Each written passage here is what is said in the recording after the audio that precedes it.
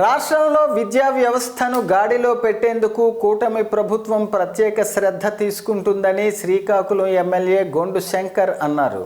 రాష్ట్ర ప్రభుత్వం ఇంటర్మీడియట్ స్థాయిలో శనివారం నుంచి రాష్ట్ర వ్యాప్తంగా మధ్యాహ్న భోజన పథకాన్ని ప్రారంభించింది. ఇందులో భాగంగా శ్రీకాకుళం ప్రభుత్వ జూనియర్ కళాశాలలో శ్రీకాకుళం ఎమ్మెల్యే గొండు శంకర్ చేతుల మీదుగా ప్రారంభించారు. ఈ సందర్భంగా ఆయన మాట్లాడుతూ డ్రాప్అవుట్స్ తగ్గించేందుకు పౌష్టికాహారాన్ని అందించాలనే ఉద్దేశంతో ఈ ప్రోగ్రాం ప్రారంభించామని అన్నారు.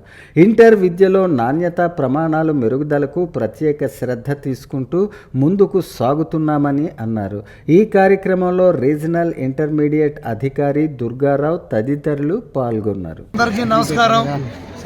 ఈరోజు ఎన్డీఏ కూటమి ప్రభుత్వంలో గౌరవ ముఖ్యమంత్రులు మంత్రివర్యులు నారా చంద్రబాబు నాయుడు గారు, అలాగే ఉప ముఖ్యమంత్రి వర్యులు పవన్ కళ్యాణ్ గారు, ప్రధానమంత్రి నరేంద్ర మోడీ గారు, వీరందరి సహాయ సహకారాలతో గౌరవ విద్యాశాఖ మంత్రి వారు శ్రీ నారా లోకేష్ అన్న గారు ఈవేళ డొక్కా సీతమ్మ మధ్యాహ్న భోజన పథకం ఇంటర్మీడియట్ విద్యార్థులకు అందించడం చాలా సంతోషం. రాష్ట్ర వ్యాప్తంగా విద్యార్థులు వాళ్ళ తల్లిదండ్రుల్లో ఆనందం పెళ్ళిబిగుతుంది.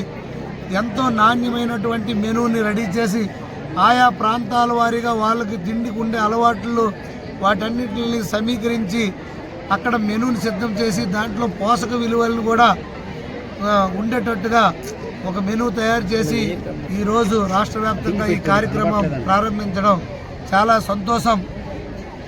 ఒక లోకేష్ అన్న గారు విద్యాశాఖ మంత్రిగా బాధ్యతలు తీసుకున్న తర్వాత ఎంతో బాధ్యతాయుతంగా ఒక ప్రణాళికాబద్ధంగా